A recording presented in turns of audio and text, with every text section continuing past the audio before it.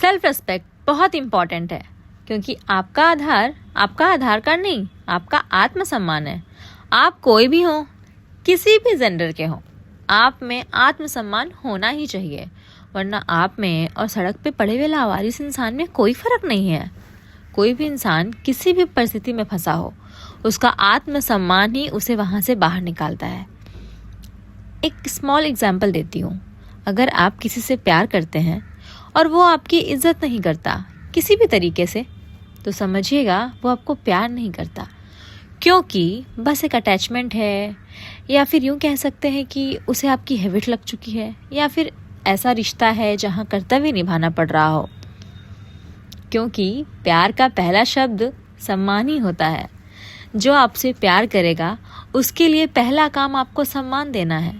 अब कोई भी चीज़ मांगनी पड़े तो वो प्यार नहीं होता।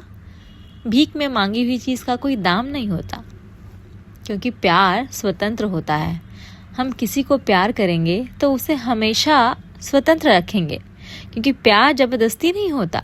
जो अपने दिल से आपसे करता है वही आपका प्यार होता है।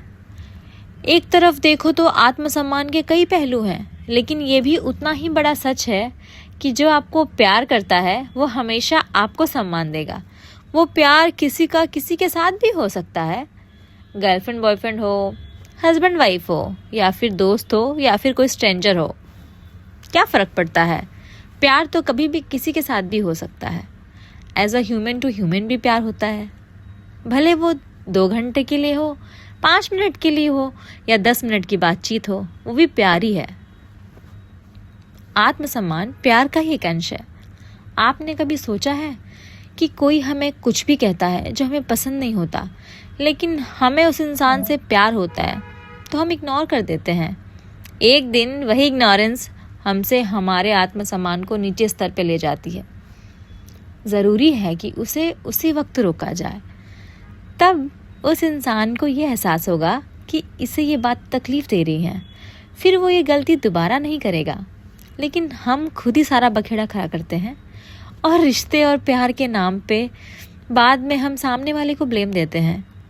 मैं ये नहीं कह रही कि किसी भी रिश्ते में नोक-झोंक नहीं होती, लड़ाई नहीं होती, आर्ग्यूमेंट्स नहीं होते, सब कुछ होता है।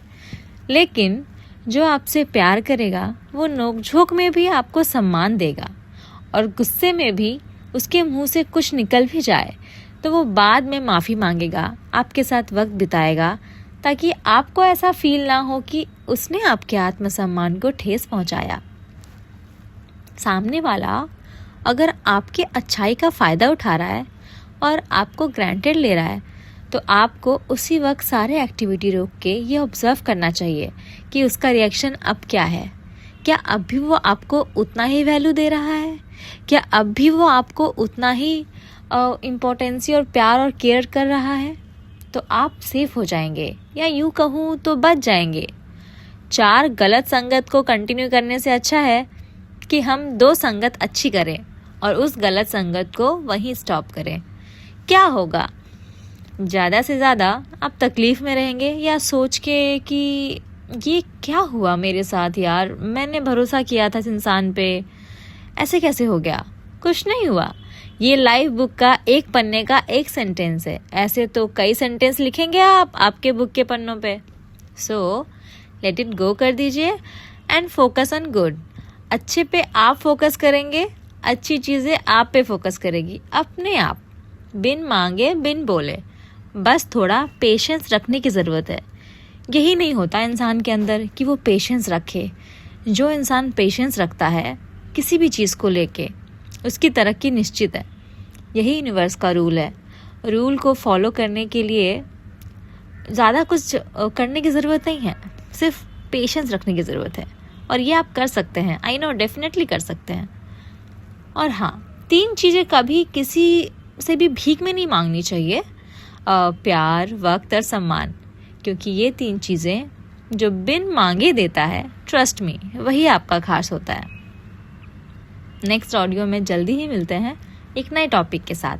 तब तक के लिए God bless you, good bye, take care, have a great day. और कमेंट बॉक्स में मुझे ज़रूर रिप्लाई कीजिएगा कि आपको मेरी ऑडियो बॉक्स कैसी लगी, और आपको किसी टॉपिक में बात करनी है या आपको और किसी टॉपिक के बारे में जानना है तो please let me know. I will try for work on this. Thank you so much for listen me.